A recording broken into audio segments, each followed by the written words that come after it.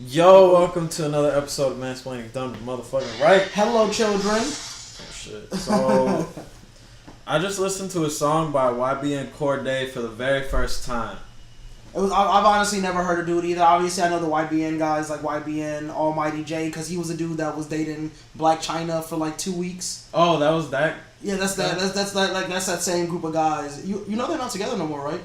Who? Black China? Black China and old dude. Apparently, old dude like kicked her to the curb. It's not old dude. It's little baby face. You're right, but young dude. That guy kicked Black China to the curb. That little boy. Yeah, which is pretty poetic and funny. I know, which is very coincidental, right? Like after proposing over on Instagram or some crazy shit like that. What, his love? No, proposing like marriage. Oh no, I heard that they're not together anymore. Isn't she like 32 or some shit? She's like 32, 33. 32, 33. With 16 kids. Shit's 2 kids. And a booty ass sex tape. Yo, you saw it? Of course I saw it, bro. Wait, you saw the full thing? Or I saw the full thing. It wasn't just like those 15 seconds? No, it was like a whole like 2.5 minute video just her giving weak ass head the whole time. Okay, yeah, then we saw the same thing. It was pretty much the same thing, just condensed. You got lucky by only seeing the 15 seconds. Cause I remember she was just like. Yeah, exactly. And old dude's like awkwardly standing over her, like just kind of like trying to, I don't know what he was trying to do, but that's not the point. But I mean, he's YBN Cordae is really, he's like he messes with, and then YBN the Mirror. Oh, I mean, I don't listen to dude, but I mean, he's like pretty like socially active. It's like social media active, so that's why I know. Oh yeah, that's why I'm almost completely off social media. But yeah, I literally just showed Angel this song, so 10 minutes ago. Not 10 minutes ago, like 3 minutes ago, because we've only been recording for not even 2 minutes at this point. Oh yeah, so then 3 minutes ago. No, 2 minutes and 30 seconds ago, I was listening to the song. Yeah, and it's called Old Niggas. It's a response to 1985 by J. Cole. And I heard it, I was sitting on the toilet like 5 days ago, not even like 3 or 4 days ago, because it's sort of time, with the way social media goes, bro, everything's so confusing. Like, I never know what I never know what day it is and when did something come out. The video came out 3 days ago. Okay, yeah, see? 3 days ago, I was like sitting in the bathroom and I was just scrolling through YouTube and I saw it and I just saw the 1985 response and like it didn't say diss, it said response, so I played it and I was like, this is interesting, Yeah, it's a nice song. Yeah, and plus it sounds good too. It's not like he just like did like some women at work. Yeah, some real stereotypical mumble rap type of shit. Yeah. Which I'm not saying dude is that, because like I said, I've never heard anything by him other than that. But he didn't do like any sort of type of stereotypical mumble rapper type stuff, which I think is great. You know what I mean? But would you consider that clout chasing, basically riding the coattails of J. Cole? Not necessarily. He's been releasing like freestyles and remixes of stuff. Like he has a My Name Is remix.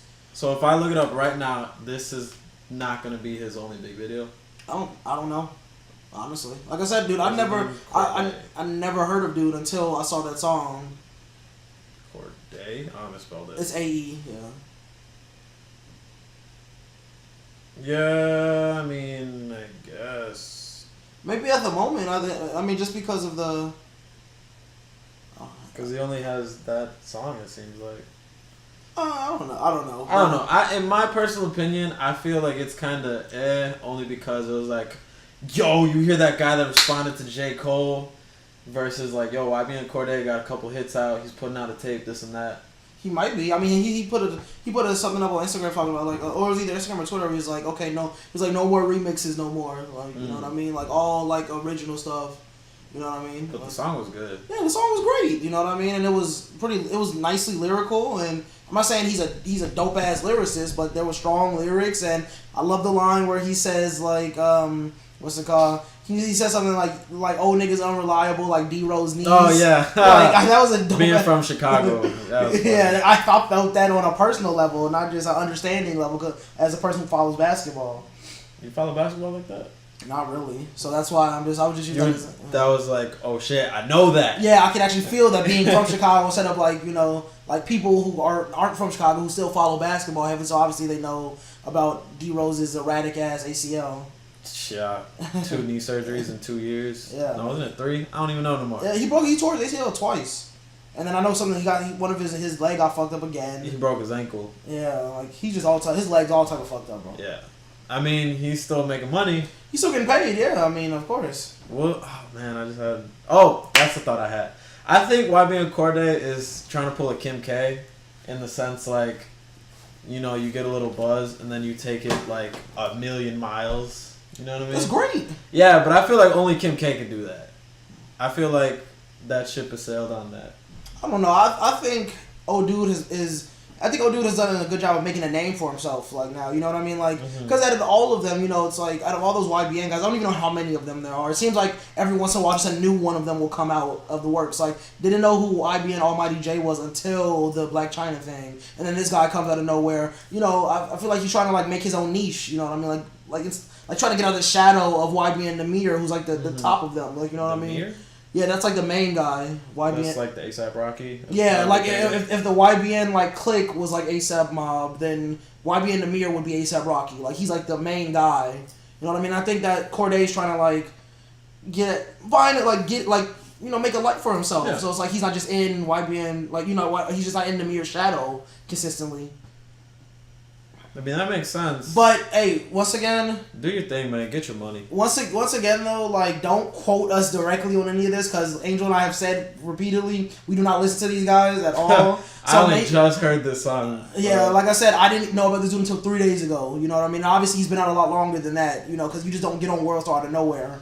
You know. But Genderless, let's go into the song. What do you think?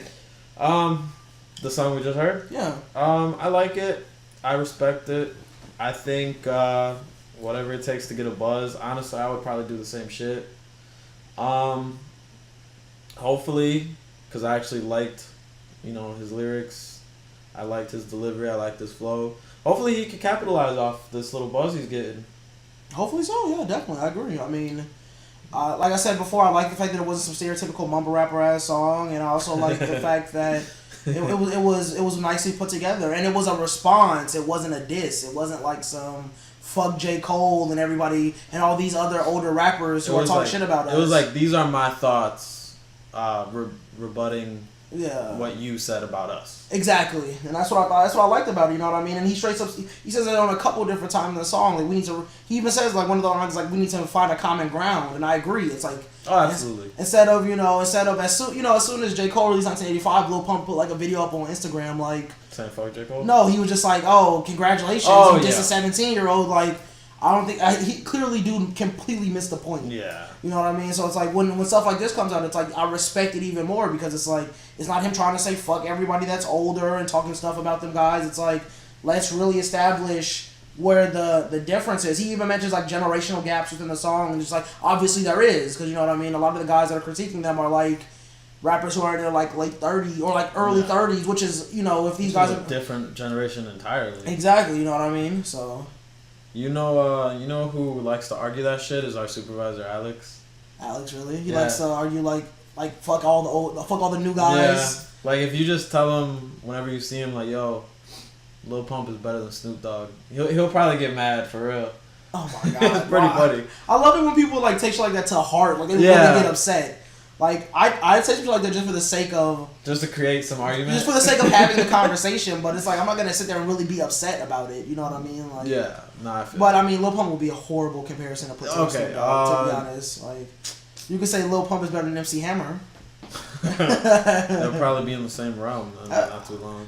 I mean, hey, MC Hammer at the time, bro, MC Hammer had money. He had like 2 or 3 platinum albums. Like, just because he was the dancing nigga doesn't mean he wasn't doing his thing. And also, MC Hammer was a hard motherfucker. You know what I mean? Like, oh, really? Yeah, like, he wasn't just somebody that you messed with.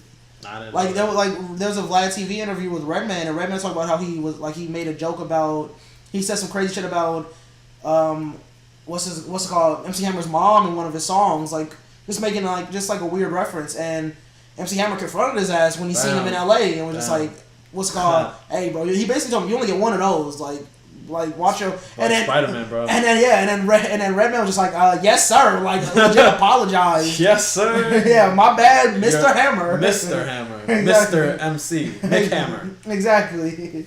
But yeah, I don't know. Like I said, I like the fact that he didn't say fuck J. Cole. He didn't need to say fuck J. Cole. Like, you know what I mean? Because it's not necessary. Like, you know, the fuck J. Cole stuff that Lil Pump and Lil Perp Smoke. Lil Perk. Sorry, those guys are like so synonymous together, and it's just like I think they're both trash. Like as far as for like mumble rap, like even if you just look at them as mumble rappers, they're still like garbage. Like, I mean, yeah, they're doing well, but it's like in the grand scheme of it, there's much better mumble quote unquote rappers out there. I'm constantly emphasizing mumble rappers because I think that term is kind of dead now. You know what I mean? That makes sense. Yeah. So, and I mean like another interesting line, the Cardi B line. Oh, I don't agree with that. At the end of this song, if you haven't heard the song, he basically just says Cardi B got rich off Love and Hip Hop. Cardi B is like a 1 in a million thing. Yeah. If you really watch Love and Hip Hop, every time they bring some random chick on, it's like, oh, she's a singer, oh, she's a rapper, but it's like her career doesn't go anywhere. Literally everybody on Love and Hip Hop is a rapper, a producer, I don't know, director of music videos. They do something related to the industry. Or there has been, like, sorry to say, Cameron. I'm a pretty. Oh yeah, all of them. Cameron, Benzino. Yeah. Even though Benzino was like wasn't he like one of the heads of the Source at one point? He was the head of the Source, and his most famous thing was losing a battle to Eminem. Yeah. Did you ever hear that diss? Yeah. Like he talks like it was like, damn, this dude can't rap. Like, he really put himself out there bogusly, you know what I mean? But yeah, point being, I disagree with that line because, like I said, Cardi B's 1 in a million. Yeah. As you know, Love and Hip Hop is like it's like the equivalent of Dancing with the Stars for like actors and TV stars. You know, when as an actor, your career has hit rock bottom when they invite you to Dancing with the Stars. You know, even Dave Chappelle made a joke about that shit on one of his Netflix specials, like talking about like he's like, even he says something like, oh, even Dance with the Stars called me. He's like, no, not yet. And then like, hung the phone up, and it's like it's the exact same thing. You know what I mean? Like, Love and Hip Hop is like rock bottom for a lot of these people. Like, it's like, I mean, which is still good because you're still getting paid. It's still a check. Yeah, I mean, it's not much of a check, but it's still a check. It's a lot more of a check than you and I are getting right now. Yeah, you know what I mean? real. Like, even if it's like $20,000 for like a season, it's like that's $20,000 that you ain't have for being on TV and literally just arguing or whatever. Arguing, all those reality shows are fucking scripted. Oh yeah. So it's like it's like literally just. Well, I don't know about scripted, but staged definitely, because they don't really write out. Okay, this is what you're gonna say. This is what you're gonna say. I agree, but I agree. They don't. But the. I don't know. We kind of strayed off of it for a bit. We did, but basically, I was just saying like that one line was what it was what a major thing that I disagreed with from his song. Like, don't use Cardi B as an example of like. As a rebuttal to in 5 years you're gonna be on Love and Hip Hop when he's referencing like the rappers with no longevity. Like, don't use like Cardi B as an example because that's a bad example. I mean, of course she's an example of what other Love and Hip Hop stars could potentially do, but they never do. Exactly. Cardi B you know what I mean? Just an anomaly. She worked harder than everybody. Exactly. Just had the right thing. I don't know. And once again, to emphasize, you know what I mean, like. She started on Love and Hip Hop and made her way up. For a lot of people, they had a career before Love and Hip Hop. Yeah, that's true. She was still fresh. Yeah, and Love and Hip Hop is where, Love and Hip Hop is like where they like ended up. You know what I mean? Like who's the most famous with Love and Hip Hop star? Stevie J and that one chick that he's with. I would Jocelyn. Yeah, see you. Stevie J's been an established producer since the '90s.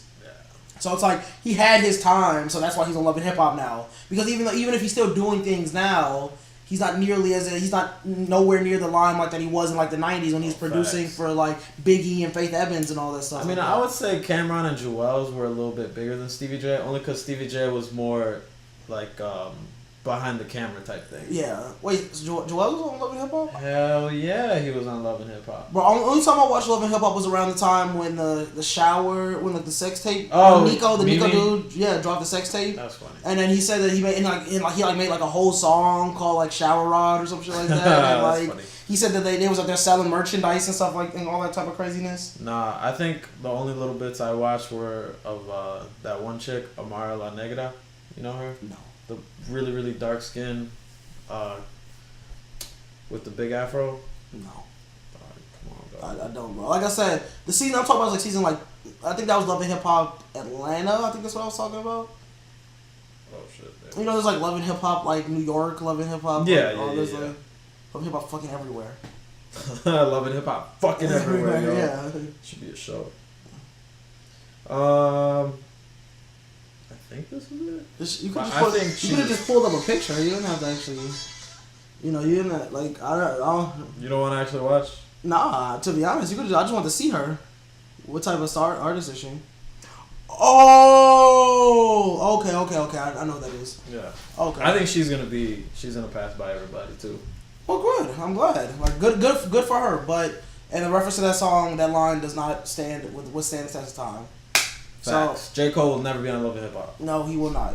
He made like $26 million on his Forest Hills Drive tour. Did he really? And you know he's going on the KOD tour starts soon. I'm probably gonna go. I'm definitely gonna go. I didn't go last year when he came to Chicago, so I definitely have to go this year. You know, I went to Kendrick's concert last year, but didn't go to J. Cole's. That was weird. I remember doing an episode where we were talking about that.